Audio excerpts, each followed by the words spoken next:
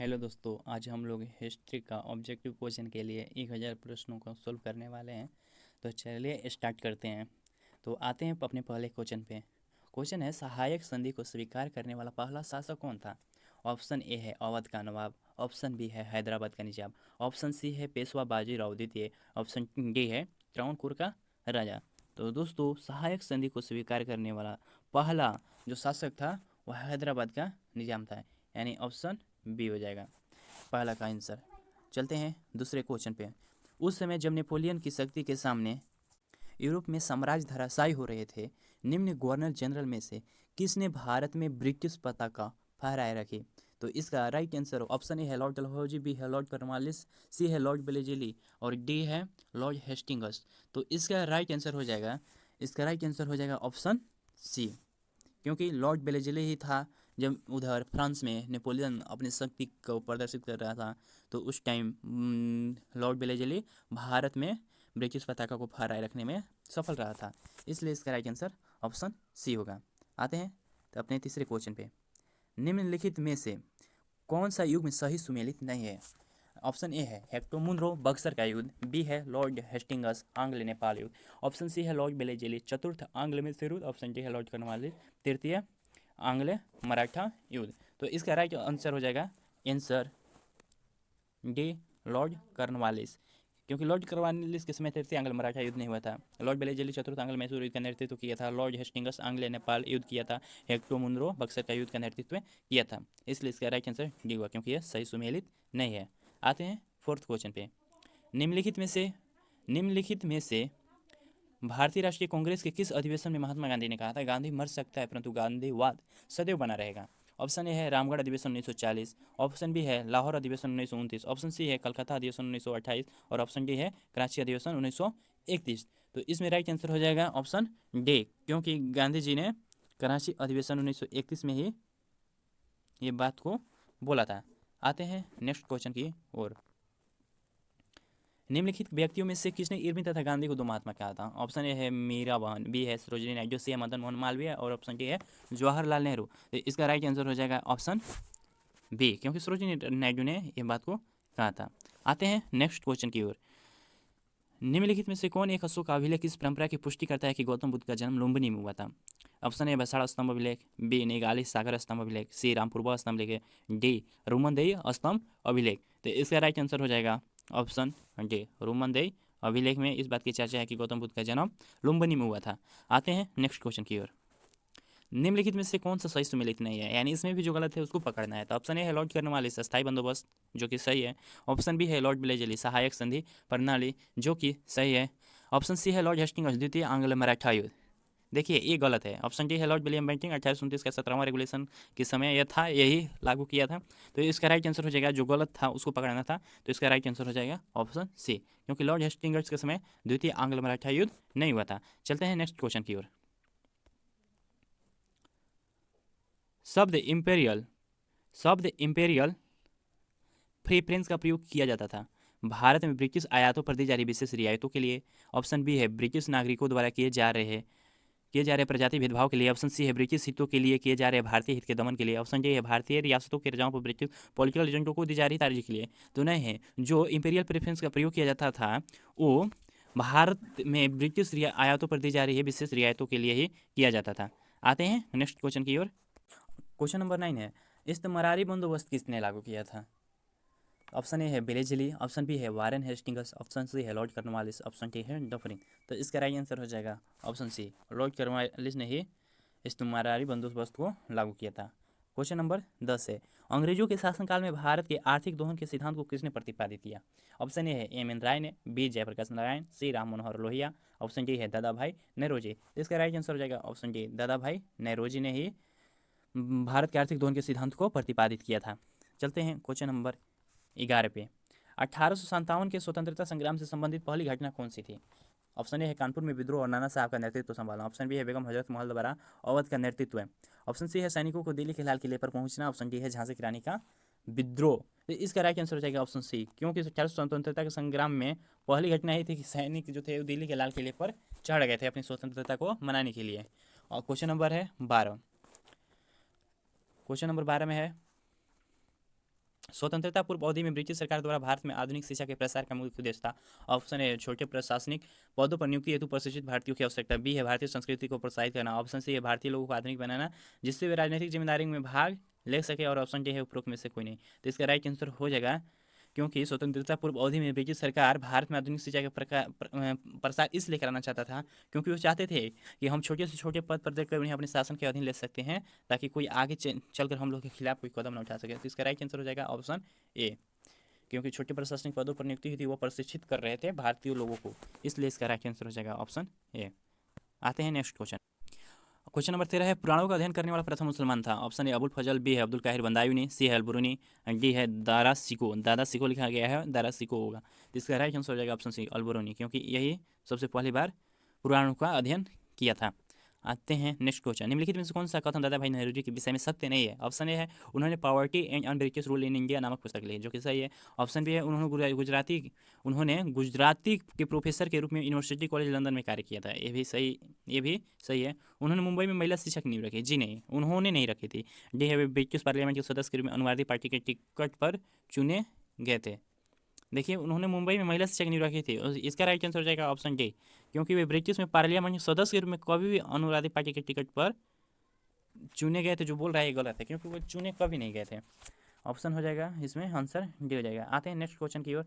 Next question है question number 15। Question number 15 पे पहुंचते हैं। 1907 में सूरत में भारतीय राष्ट्रीय कांग्रेस के विभाजन का मुख्य कारण था। ऑप्शन ए लॉर्ड मिंटो द्वारा भारतीय राजनीति में सांप्रदायिक एकता का प्रवेश कराना। ऑप्शन बी है अंग्रेजी सरकार के साथ नरमपंथियों की वार्ता करने की क्षमता के बारे में चरमपंथियों में विश्वास का अभाव। सी में मुस्लिम लीग का सपना। डी में भारतीय राष्ट्रीय कांग्रेस का अध्यक्ष निर्वाचित हो सकने में अरविंद घोष की समर्थता। तो इसका राइट आंसर हो जाएगा ऑप्शन बी, क्योंकि अंग्रेजी सरकार के साथ नरमपंथियों की वार्ता करने की क्षमता के बारे में चरमपंथियों पर विश्वास का अभाव हो चुका था, इसलिए 1907 में भारतीय राष्ट्रीय कांग्रेस का विभाजन करना पड़ा था। आते हैं नेक्स्ट क्वेश्चन की ओर। Question number 16। क्वेश्चन नंबर 16 है, कांग्रेस के 1916 के लघु उद्देश्य में कौन सा मुख्य दूरगामी परिणाम वाला निर्णय लिया गया था। यानी ऐसा निर्णय लिया गया था जो बहुत लंबे समय तक उसका परिणाम आ सके। तो ऑप्शन ए है मुस्लिम लीग की पृथक निर्वाचन क्षेत्र की मांग स्वीकार की। ऑप्शन बी है कांग्रेस और मुस्लिम लीग का अस्थायी विलय हो गया। सी है कांग्रेस का अध्यक्ष एक मुस्लिम व्यक्ति चुना गया। ऑप्शन डी है इनमें से कोई नहीं। तो इसका राइट आंसर हो जाएगा ऑप्शन मुस्लिम लीग की पृथक निर्वाचन क्षेत्र की मांग स्वीकार की। यह एक दूरगामी परिणाम था, क्योंकि उन्होंने स्वीकार करके आगे के बारे में सारा चीज़ पहले ही सोच समझ लिया था। क्वेश्चन नंबर 17 पे आते हैं। 1946 का कैबिनेट मिशन 3 कैबिनेट मंत्रियों से गठित था। निम्न में से कौन इसका सदस्य नहीं था।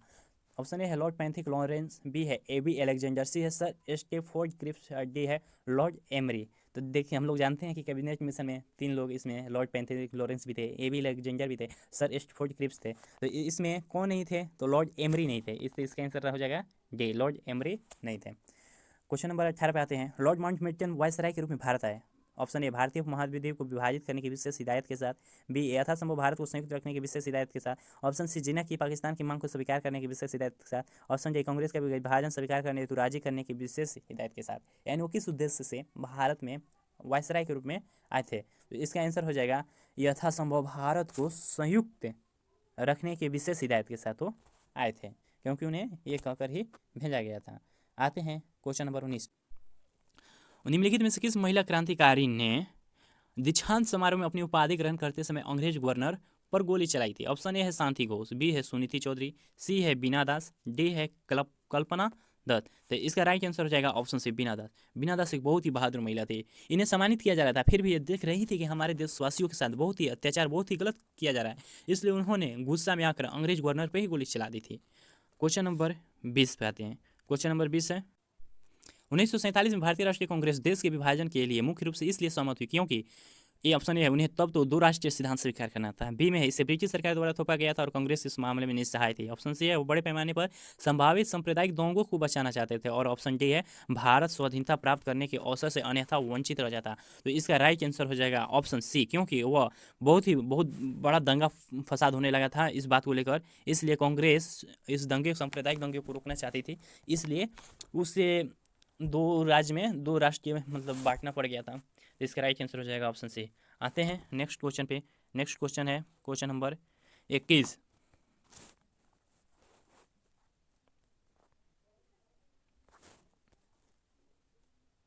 क्वेश्चन नंबर 21 है, निम्नलिखित में से किसने कहा कि ब्रिटिश शासन की सबसे अधिक महत्वपूर्ण उपलब्धि भारत का एकीकरण था? ऑप्शन ए है के एम पणिकर, बी है एन श्रीनिवास, सी है रजनी कोठारी, डी है योगेंद्र सिंह। तो इसमें से के एम पणिकर ने ये बात कहा था कि ऑप्शन ए इसका राइट आंसर हो जाएगा। ब्रिटिश शासन की सबसे अधिक महत्वपूर्ण उपलब्धि भारत का एकीकरण था, एक एम पणिकर ही कहे थे। ऑप्शन बी है घोड़े के नाल के आकार की मेहराब सर्वप्रथम कहाँ प्रयोग में लाई गई थी? इल्तुतमिश के मकबरे में, गयासुद्दीन तुगलक के मकबरे में, अलाई दरवाजा में। ऑप्शन डी है कुबुत उल इस्लाम मस्जिद में। तो इसका राइट आंसर हो जाएगा ऑप्शन सी, क्योंकि अलाई दरवाजा में ही सबसे पहले घोड़े के नाल के आकार का मेहराब का प्रयोग किया गया था। क्वेश्चन नंबर है 22, निम्नलिखित में से किसने कुतुब मीनार के निर्माण में योगदान नहीं दिया था? कुतुब मीनार के निर्माण में योगदान किसने नहीं दिया था? ऑप्शन ए है कुतुबुद्दीन ऐबक, जो कि सबसे शुरुआती बार सबसे बनाने का आदेश इसी ने दिया था। इल्तुतमिश ने इसको 2 मंजिल से 5 मंजिल तक पहुंचाया था। सी में है अलाउद्दीन खिलजी ने, और ऑप्शन डी है फिरोज शाह तुगलक ने। तो इसका राइट आंसर हो जाएगा अलाउद्दीन खिलजी ने, क्योंकि फिरोज शाह तुगलक ने इसका मरम्मत करवाया था, तो इसमें भी उसका योगदान हो गया था, लेकिन अलाउद्दीन खिलजी का इसमें थोड़ा भी योगदान नहीं था। तो इसका राइट आंसर हो जाएगा ऑप्शन सी। आते हैं नेक्स्ट क्वेश्चन की ओर। क्वेश्चन नंबर 24 है, किस मुगल सम्राट ने तंबाकू के प्रयोग पर निषेध लगाया था? ऑप्शन ए है अकबर, बी है बाबर, सी है जहांगीर, डी है औरंगजेब। तो इसका राइट आंसर आप सभी जानते होंगे, क्योंकि ये क्वेश्चन बहुत ही इंपॉर्टेंट है, बहुत जगह एग्जाम में आ भी चुका है। इसका आंसर हो जाएगा जहांगीर, क्योंकि जहांगीर ही एक ऐसा मुगल शासक था जिन्होंने तंबाकू पे रोक लगा दिया था।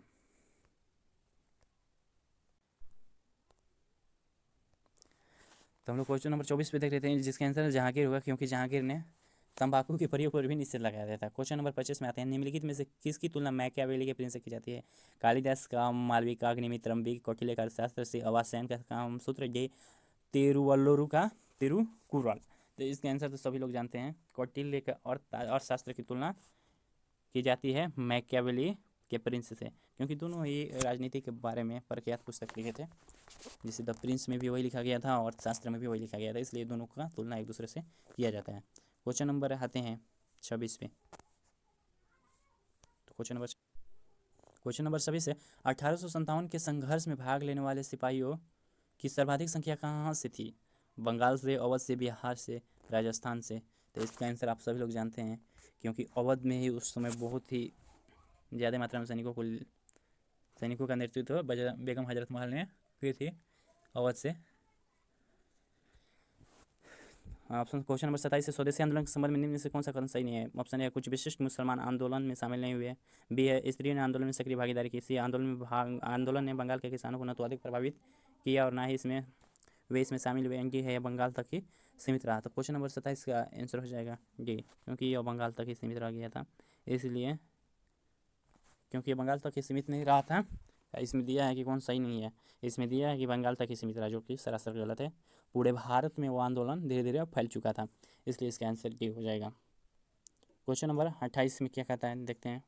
कौन सा मकबरा द्वितीय ताजमहल कहलाता है? अनारकली का मकबरा, इत्माउद्दौला का मकबरा, रबिया उद दौरानी का मकबरा, ये इनमें से कोई नहीं। तो क्वेश्चन नंबर 28 का राइट आंसर हो जाएगा रबिया उद दौरानी का मकबरा को ही द्वितीय ताजमहल कहा जाता है। तो इसका राइट आंसर सी हो जाएगा। क्वेश्चन नंबर 29 है, निम्नलिखित में से कौन सा युग सम्मिलित नहीं है? अकबर का मकबरा सिकंदराबाद में है, जहांगीर का मकबरा सादरा में है, शेख सलीम चिश्ती का मकबरा फतेहपुर सिकरी में है, डी में शेख निजामुद्दीन औलिया का मकबरा अजमेर में है। निम्नलिखित में से कौन सा सुमेलित नहीं है? तो इसमें हम लोग जानते हैं कि अकबर का मकबरा सिकंदराबाद में, जहांगीर का भी सादरा में, शेख सलीम चिश्ती का मकबरा फतेहपुर सिकरी में है, जबकि शेख निजामुद्दीन औलिया का मकबरा अजमेर में नहीं है। तो इसका राइट आंसर ये हो जाएगा, क्योंकि ये गलत है, उसका मकबरा अजमेर में नहीं था। चलते हैं अपने नेक्स्ट क्वेश्चन की ओर। क्वेश्चन नंबर 30, द्वितीय विश्व युद्ध के संबंध में भारतीय राष्ट्रीय कांग्रेस की क्या नीति थी? ऑप्शन ए है पूर्ण स्वतंत्रता का आश्वासन मिलने पर ब्रिटेन को सहयोग, बी में है ब्रिटेन को सक्रिय सहयोग, सी में है तटस्थता, डी बिना शर्त सहयोग। तो इसका राइट आंसर हो जाएगा पूर्ण स्वतंत्रता का आश्वासन मिलने पर ब्रिटेन का सहयोग, क्योंकि इन्होंने पहले विश्व युद्ध में विश्वास करके देख लिया था कि इनके साथ क्या किया गया था, इसलिए पूर्ण जब स्वतंत्रता का आश्वासन मिला तब जाके ये कुछ सहयोग किए थे। क्वेश्चन नंबर 31 है, निम्नलिखित में से किस एक को लाला लाजपत राय ने अपना राजनीतिक गुरु माना था? तो ऑप्शन ए है गैरिबाल्डी को, बी है विवेकानंद को, सी है दादा भाई नौरोजी को, डी है मैजनी को। तो उन्होंने मैजनी को ही अपना अपना राजनीतिक गुरु माना था, क्योंकि मेज ने जर्मनी का एकीकरण करने में अपनी जिस तरह से राजनीति का प्रयोग किया था उसे देखकर ये बहुत ही लाला लाजपत राय बहुत ही प्रभावित हुए थे, इसलिए उन्होंने उनको अपना राजनीतिक गुरु माना था। क्वेश्चन नंबर 32 है, निम्नलिखित में से कौन था जिसने सर्वप्रथम भगवत गीता का अंग्रेजी अनुवाद किया था? William Jones, Charles Wilkins, Alexander Cunningham, John Marshall. Question number 32 का राइट आंसर हो जाएगा ऑप्शन बी, क्योंकि चार्ल्स विलिंगसन ऐसा ही प्रश्न व्यक्ति था जिन्होंने भगवत गीता का अंग्रेजी अनुवाद सबसे पहले कर दिया था। क्वेश्चन नंबर 33 है, क्वेश्चन नंबर 33 में आते हैं, निम्नलिखित में किस शासक ने शाहरुख नामक चांदी का सिक्का चलाया था? किस शासक ने? अकबर, बाबर, हुमायूं, शाहजहां। निम्नलिखित में से किसने चलाया था? तो इसका राइट आंसर हो जाएगा ऑप्शन बी, क्योंकि बाबर ने ही सर्वप्रथम शाहरुख नामक चांदी का सिक्का चलाया था। क्वेश्चन नंबर 34 है, भारतीय राष्ट्रीय कांग्रेस के किस अधिवेशन में महात्मा गांधी को चंपारण के किसानों की समस्याओं से अवगत कराया गया? बनारस अधिवेशन 1905, कलकत्ता अधिवेशन 1906, सूरत अधिवेशन 1907, लखनऊ अधिवेशन 1916। तो इसका राइट आंसर हो जाएगा ऑप्शन डी, क्योंकि इसी समय उनको राजकुमार शुक्ल ने चंपारण से आकर इन्हें सूचित किया था कि चंपारण में बहुत ही अत्याचार हो रहा था किसानों के साथ, कि वो उन्हें चलकर ठीक करें। तो महात्मा गांधी 1917 में पहुंच चुके थे चंपारण में। क्वेश्चन नंबर 35 है, किस अधिवेशन में होम रूल समर्थक अपनी राजनीतिक शक्ति का सफलतापूर्वक प्रदर्शन कर सके? ऑप्शन ए है कांग्रेस का 1916 का लखनऊ अधिवेशन, बी है 1920 का मुंबई में होने वाला All India Trade Union Congress, C में 1918 में होने वाला प्रथम यूपी किसान सभा, डी है 1938 में नागपुर का संयुक्त IATCUC और नेफ्टू सभा। तो इसका राइट आंसर हो जाएगा 35 में ये हो जाएगा, क्योंकि होम रूल समर्थक राजनीतिक शक्ति का सफलतापूर्वक प्रदर्शन कांग्रेस के 1916 के लखनऊ अधिवेशन में ही कर चुके थे। इसका राइट आंसर हो जाएगा ऑप्शन ए। 36 में करमचंद गांधी कहाँ के दीवान थे? पोरबंदर के, राजकोट के, बीकानेर के, उपर्युक्त सभी राज्यों के। इसमें ये तो सभी को जान रहा है, उपर्युक्त इसमें से सभी राज्य के ही वो दीवान रह चुके थे, इसलिए इसका आंसर हो जाएगा ऑप्शन डी। इसका ऑप्शन डी हो जाएगा। आते हैं नेक्स्ट क्वेश्चन पे, चोल साम्राज्य का अंततः किसने समाप्त किया? मोहम्मद गजनवी ने, बख्तियार खिलजी ने, मोहम्मद गोरी ने या मलिक काफूर ने? तो इसका राइट आंसर हो जाएगा ऑप्शन डी, क्योंकि मलिक काफूर ने इसका अंत किया था, तो इसका राइट आंसर डी हो जाएगा। चलते हैं नेक्स्ट क्वेश्चन की ओर। क्वेश्चन नंबर, चित्रकला की मुगल शैली का प्रारंभ किसने किया था? ऑप्शन ए अकबर ने, हुमायूं ने, जहांगीर ने, शाहजहां ने। तो इसका राइट आंसर हो जाएगा ऑप्शन बी, क्योंकि हुमायूं ने चित्रकला की मुगल शैली का प्रारंभ किया था। निम्नलिखित में से कौन तमिल रामायण या रामावतारम का लेखक था? कंबन, कुट्टन, नन्नन, नत्रय, टिकवण। तो 39 का राइट आंसर हो जाएगा ऑप्शन ए, क्योंकि कंबन ने ही रामायण या रामावतारम का पुस्तक को लिखा था। तो इसका राइट आंसर हो जाएगा ऑप्शन ए, कंबन। चलते हैं क्वेश्चन नंबर 40 पे। क्वेश्चन नंबर 40 है, बराबर पहाड़ी की गुफाओं के विषय में निम्न में से कौन एक सही नहीं है? बराबर पहाड़ी पर कुल 4 गुफाएं हैं जो कि सही है। 3 गुफाओं की दीवार पर अशोक के अभिलेख उत्कीर्ण है, यह भी सही है। ये अभिलेख इन गुफाओं के आजीविकों को समर्पित होने का उल्लेख करता है, ये भी सही है। ये अभिलेख ईसा पूर्व 6वीं शताब्दी के हैं। जी नहीं, देखिए ये गलत है, क्योंकि अशोक खुद 6वीं शताब्दी के नहीं थे, तो उनका अभिलेख 6वीं शताब्दी के कैसे हो जाएगा? तो इसका राइट आंसर हो जाएगा ऑप्शन डी। क्वेश्चन नंबर 41 है, आदि शंकराचार्य द्वारा स्थापित 4 मठ कहाँ स्थित हैं? श्रृंगेरी, द्वारका, जोशीमठ, प्रयाग। द्वारका, जोशीमठ, प्रयाग कहाँ से? सी है जोशीमठ, द्वारका, पुरी, श्रृंगेरी। डी है पुरी, श्रृंगेरी, द्वारका, वाराणसी। तो इसका राइट आंसर हो जाएगा जोशीमठ, द्वारका, पुरी, श्रृंगेरी। शंकराचार्य द्वारा स्थापित 4 मठ यही थे। क्वेश्चन नंबर 42, निम्नलिखित में से कौन एक युग सम्मिलित नहीं है? दीवान ए मुस्तखराज अलाउद्दीन खिलजी का था, दीवान ए अमेरिको ही मोहम्मद तुगलक का था, दीवान ए खैरत फिरोज तुगलक, डी है दीवान ए रियासत बलबन। तो इसका राइट आंसर हो जाएगा ऑप्शन डी, क्योंकि दीवान ए रियासत बलबन का नहीं था। क्वेश्चन नंबर आते हैं क्वेश्चन 43 पे, बुद्ध और मीराबाई के जीवन दर्शन में मुख्य साम्य था अहिंसा, व्रत का पालन, निर्वाण के लिए तपस्या, संसार दुखपूर्ण है, डी सत्य बोलना। तो दोनों में से संसार दुखपूर्ण है, ये दोनों का कॉमन है, तो इसका राइट आंसर हो जाएगा ऑप्शन सी। 44 में भारत के किस मध्यकालीन शासक ने एकता व्यवस्था पर प्रारंभ किया? इल्तुतमिश ने, बी में बलबन ने, सी अलाउद्दीन खिलजी ने, डी मोहम्मद तुगलक ने। इसका तो सभी लोग जानते हैं, क्योंकि इसका आंसर इल्तुतमिश होगा। इन्होंने ही सर्वप्रथम एकता व्यवस्था को लागू किया था। एकता व्यवस्था में पैसे के बदले जमीन को दे दिया जाता था। 45 क्वेश्चन नंबर, निम्न में से किस संगीत वाद्य को हिंदू मुस्लिम गाना वाद्यों का सर्वश्रेष्ठ श्रेष्ठ मिश्रण माना गया? बीना, ढोलक, सारंगी, सितार। तो इसका राइट आंसर रहेगा सितार, क्योंकि इसको ही सबसे श्रेष्ठ गाने वादों का मिश्रण माना जाता था। क्वेश्चन नंबर आते हैं 46 पर, निम्नलिखित युगों में से कौन सा एक सही सुमेलित नहीं है? जहांगीर विलियम हॉकिंस के दरबार में आया था, अकबर के दरबार में सर थॉमस रो आया था, शाहजहां के दरबार में टैवर्नियर ने, और औरंगजेब के दरबार में मनुचित है। निम्नलिखित में से कौन सा गलत है? निम्नलिखित में से कौन सा गलत है? तो इसका राइट आंसर हो जाएगा ऑप्शन बी, क्योंकि अकबर के दरबार में सर थॉमस रो नहीं आया था, जबकि जानते हैं कि विलियम हॉकिंस जहांगीर के दरबार में आया था, टैवर्नियर शाहजहां के दरबार में आया था, और मंचू औरंगजेब के दरबार में आया था।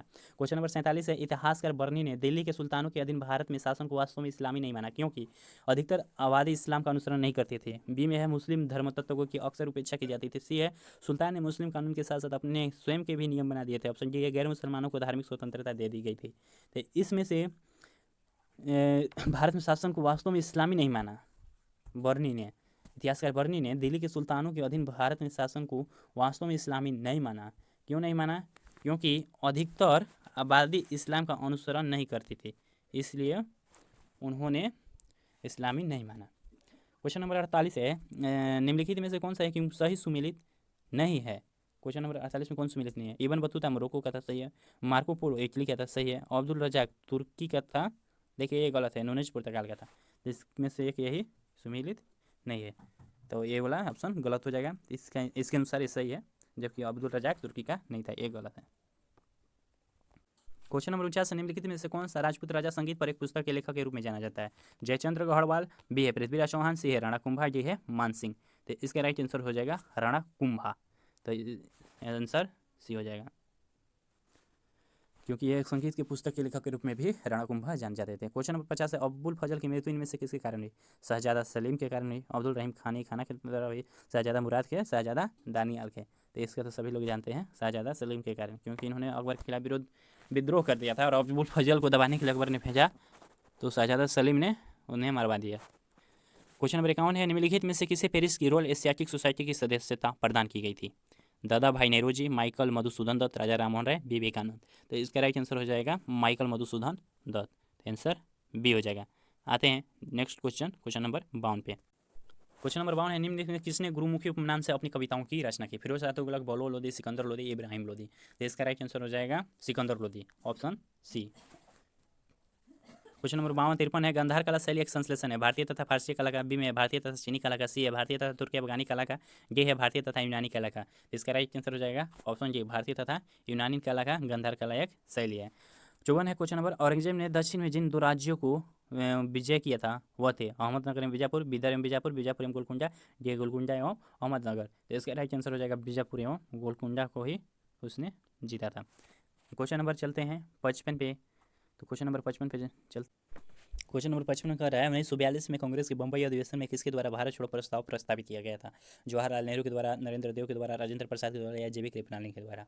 तो कोई इसका आंसर हो जाएगा जवाहरलाल नेहरू के द्वारा, क्योंकि जवाहरलाल नेहरू ने ही भारत छोड़ो आंदोलन का प्रस्ताव प्रस्तावित किया था, भारत छोड़ो का, जबकि इससे गांधी जी का फेमस नारा माना गया था। क्वेश्चन नंबर 26, निम्नलिखित में से किसके पक्षधर नेहरू थे किंतु गांधी जी नहीं थे? सत्य, अहिंसा, अस्पृश्यता, भारत औद्योगिकरण, भारी औद्योगिकरण। तो इसका आंसर हो जाएगा डी, क्योंकि गांधी जी भारी औद्योगिकरण के खिलाफ थे तथा लघु कुटीर उद्योग के समर्थन में थे। क्वेश्चन नंबर आते हैं 57 में, महात्मा गांधी का जीवनीकार लुई फिशर था, एक अमेरिकी पत्रकार, एक ब्रिटिश पत्रकार, एक फ्रांसीसी पत्रकार, एक जर्मन पत्रकार। तो लुई फिशर कहाँ के थे? तो लुई फिशर थे हम लोग अमेरिकी पत्रकार एक थे, तो इसका राइट आंसर हो जाएगा ऑप्शन ए, अमेरिकी पत्रकार। तो आते हैं नेक्स्ट क्वेश्चन की ओर। निम्नलिखित में से तमिल ग्रंथों के किसे लघु वेद की संज्ञा दी गई है? निम्नलिखित तमिल ग्रंथों में से किसे लघु वेद की संज्ञा दी गई है? नंदी कल्बमकम, कलिंग तुर्पर्णी, पेरिया पुराणम, कुरल। तो 58 का आंसर हो जाएगा आंसर डी, कुरल। कुरल को ही लघु वेद कहा जाता है। निम्नलिखित सूफियों में से किसी ने कृष्ण को औलिया के रूप में माना? ऑप्शन ए है शाह मोहम्मद गौस, ऑप्शन बी है शाह अब्दुल, ऑप्शन बी है शाह अब्दुल अजीज, सी है शाह वलीउल्लाह, डी है ख्वाजा मीर दर्द। तो शाह मोहम्मद गौस को ही कृष्ण के औलिया के रूप में माना जाता है, तो इसका राइट आंसर हो जाएगा ऑप्शन ए, शाह मोहम्मद गौस। आते हैं नेक्स्ट क्वेश्चन की ओर। क्वेश्चन नंबर, मयूर सिंहासन पर बैठने वाला अंतिम मुगल सम्राट कौन था? शाह आलम प्रथम, मोहम्मद शाह, बहादुर शाह, या जहांदार शाह? तो इसका आंसर राइट आंसर हो जाएगा मोहम्मद शाह रंगीला था। क्वेश्चन नंबर 61 है, निम्नलिखित मुगल बादशाहों में किसने अपनी आत्मकथा फारसी में लिखी थी? तो जहांगीर ने अपनी आत्मकथा फारसी में लिखी थी। मुगल सम्राट जहांदार शाह के शासन का समय से पूर्व कैसे हुआ? उनके वजीर ने उन्हें गद्दी से उतार दिया, सीढ़ी से उतरते समय फिसलने के कारण उनकी मृत्यु हो गई। एक युद्ध में अपने भतीजे द्वारा पराजित हुए, या मदिरा के अत्यधिक सेवन के फलस्वरूप रोग के कारण उसकी मृत्यु हो गई थी। इसका आंसर हो जाएगा सी, एक युद्ध में अपने भतीजे द्वारा पराजित हो चुके थे। तो चलते हैं नेक्स्ट क्वेश्चन पे, क्वेश्चन नंबर 63 पर। निम्नलिखित में से कौन सा सुमेलित सही सुमेलित नहीं है? बाबर खानवा का युद्ध लड़ा था, सही है। हुमायूं चौसा का युद्ध लड़ा था, ये भी सही है। अकबर हल्दीघाटी का युद्ध था, ये भी सही है। जहांगीर बल्ख का युद्ध लड़ा था, ये जो कि गलत है। तो इसका राइट आंसर हो जाएगा ऑप्शन जे। 64 में निम्नलिखित चार वेदों में से किस एक में जादुई माया और वशीकरण का वर्णन है? ऋग्वेद, यजुर्वेद, अथर्ववेद, सामवेद। तो इसका राइट आंसर हो जाएगा अथर्ववेद में ही ये सब का चर्चा है, जादुई और माया का वशीकरण का चर्चा है। क्वेश्चन नंबर आते हैं 65 पे। हुमायूं द्वारा लड़े गए चार प्रमुख युद्ध का तिथि अनुसार सही क्रम करें। चौसा, देवरा, कनौज, सरहिंद। देवरा, कनौज, चौसा, सरहिंद। सरहिंद, देवरा, चौसा, कनौज। देवरा, चौसा, कनौज, सरहिंद। तो इसका राइट आंसर हो जाएगा डे, क्योंकि पहले देवरा, फिर चौसा, फिर कनौज, तब सरहिंद जाके उन्होंने सरहिंद का युद्ध किया था। तो ऑप्शन डी हो जाएगा। 66 में औरंगजेब की मृत्यु के समय मराठा नेतृत्व किसको हाथों में था? संभाजी, राजाराम, जीजाबाई या ताराबाई। तो इसका राइट आंसर हो जाएगा ताराबाई के हाथों में था। दिल्ली के पुराना किला के वर्तमान स्वरूप का निर्माण निम्नलिखित में से किसने करवाया था? शेरशाह सूरी, अकबर, बाबर, शाहजहां। तो इसका राइट आंसर हो जाएगा ऑप्शन ए, शेरशाह सूरी। आते हैं नेक्स्ट क्वेश्चन की ओर। निम्नलिखित में से किस सुल्तान ने निजामुद्दीन औलिया ने भेंट करने से इनकार कर दिया था? निम्नलिखित में से किस सुल्तान से निजामुद्दीन औलिया ने भेंट करने से इनकार कर दिया था? जलालुद्दीन खिलजी, अलाउद्दीन खिलजी, गयासुद्दीन तुगलक, मोहम्मद बिन तुगलक। तो इसका राइट आंसर जाएगा ऑप्शन बी, अलाउद्दीन खिलजी से मिलने से निजामुद्दीन औलिया ने इनकार कर दिया था। 69 में गंधार शैली की मूर्ति कला में बुद्ध के सारनाथ में हुए प्रथम धर्मोपदेश से संबंध प्रवचन मुद्रा का नाम है? अभय, ध्यान, धर्मचक्र या भूमि स्पर्श। तो इसका राइट आंसर हो जाएगा ऑप्शन सी, धर्मचक्र। 70 में है, बुद्ध की खड़ी प्रतिमा निम्न में से किस काल में बनाई गई? गुप्त काल, कुषाण काल, मौर्य काल या गुप्तोत्तर काल। तो इसका राइट आंसर हो जाएगा कुषाण काल। आते हैं नेक्स्ट क्वेश्चन की ओर। कौटिल्य के अर्थशास्त्र में से किस पहलू पर प्रकाश डाला गया? आर्थिक जीवन, राजनीतिक नीतियाँ, धार्मिक जीवन या सामाजिक जीवन। इसका आंसर तो सभी लोग जानते हैं, क्योंकि अर्थशास्त्र बुक ही राजनीति की बुक है, उसमें राजनीति के बारे में चर्चा है कि किस तरह से शासन करना चाहिए, कैसे अपने आसपास के पड़ोसी राजाओं के साथ मित्रता करके रखनी चाहिए। क्वेश्चन नंबर 72 है, पाटलिपुत्र में स्थित चंद्रगुप्त का महल मुख्यतः बना था ईंटों का, पत्थरों का, लकड़ी का या मिट्टी का? क्वेश्चन नंबर 72 का आंसर जाएगा सी, लकड़ी का उनका महल बनाया गया था। 73 में बिना बेकार के किसने सुदर्शन चक्र का जीर्णोद्धार करवाया था? ऑप्शन ए है चंद्रगुप्त मौर्य, बिंदुसार, अशोक, डी है रुद्रदामन प्रथम। तो इसका राइट आंसर हो जाएगा रुद्रदामन प्रथम। निम्न में से किस वंश के साम्राज्य के समय भारत से बाहर तक फैली थी? गुप्त वंश, मौर्य वंश, कुषाण वंश, चोल वंश, और डी में है चोल वंश। तो इसका राइट आंसर हो जाएगा ऑप्शन सी, कुषाण वंश ने भारत के बाहर भी अपनी सीमाएं बना चुके थे। आते हैं नेक्स्ट क्वेश्चन की ओर, क्वेश्चन नंबर 75 पर। रॉलेट एक्ट का भारतीय राष्ट्रीय कांग्रेस ने विरोध किया क्योंकि इसका लक्ष्य था? ऑप्शन ए है व्यक्तित्व स्वतंत्रता को सीमित करना, बी है भारतीय राष्ट्रीय कांग्रेस को प्रतिबंधित करना, सी है सांप्रदायिक प्रतिनिधित्व को विस्तृत करना, डी है देशद्रोह के आरोप में राष्ट्रीय नेताओं को बंदी बनाना। तो इसका राइट आंसर हो जाएगा व्यक्तित्व स्वतंत्रता को सीमित करना था रॉलेट एक्ट का उद्देश्य, इसलिए इन्होंने भारतीय राष्ट्रीय कांग्रेस ने इनका जमकर विरोध किया था। तो इसका राइट आंसर हो जाएगा ऑप्शन ए, व्यक्तित्व स्वतंत्रता को सीमित करना था। अपने पुत्र के स्थान पर दूसरे उत्तराधिकारी को गोद लेने के अधिकार को स्थापित किया था? 1858 के भारत सरकार अधिनियम ने लॉर्ड कैनिंग ने 1860 में सनद के जारी किए जाने से 1858 के समराग्री की घोषणा करने से। तो इसका राइट आंसर हो जाएगा डी, 1858 की समग्री की घोषणा ने। ऑपरेशन पोलो जुड़ा है, ऑपरेशन पोलो जुड़ा है भारत छोड़ो आंदोलन से, सविनय आंदोलन से, जूनागढ़ राज्य में सैनिक कार्रवाई से, हैदराबाद राज्य में सैनिक कार्रवाई से। तो हैदराबाद में सैनिक कार्रवाई से ऑपरेशन पोलो जुड़ा है। क्वेश्चन नंबर आते हैं, उत्खनित प्रमाणों के अनुसार पशुपालन का प्रारंभ हुआ था? निचले पूर्व पाषाण काल में, मध्य पूर्व पाषाण काल में, ऊपरी पाषाण काल में, मध्य पाषाण काल में। तो क्वेश्चन नंबर 78 का आंसर हो जाएगा ऑप्शन डी, मध्य पाषाण काल में ही पशुपालन का प्रारंभ हुआ था। तो इसका आंसर हो जाएगा डी। 79 में है, एक ही कब्र से 3 मानव कंकाल निकले थे? सराय, नाहर, राय में, दमदमा से, महदाह से, लंघनाज से। तो इसका आंसर हो जाएगा बी, दमदमा से। किस ऋषि के बारे में कहा जाता है कि उन्होंने दक्षिण भारत का आर्यकरण किया? उन्हें आर्य बनाया? विश्वामित्र, अगस्त्य, वशिष्ठ या सांभर ने? तो अगस्त ऋषि ने।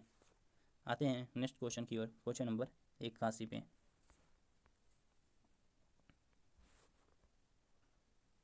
तो 81 में निम्नलिखित में से किसने अपने बादशाह पति के लिए मकबरे का निर्माण करवाया था? साहब बेगम ने, हाजी बेगम ने, मुमताज महल बेगम ने या नूरुन्निसा बेगम ने? तो इसका राइट आंसर हो जाएगा ऑप्शन बी, हाजी बेगम ने ही बनवाया था तो इसका आंसर भी हो जाएगा।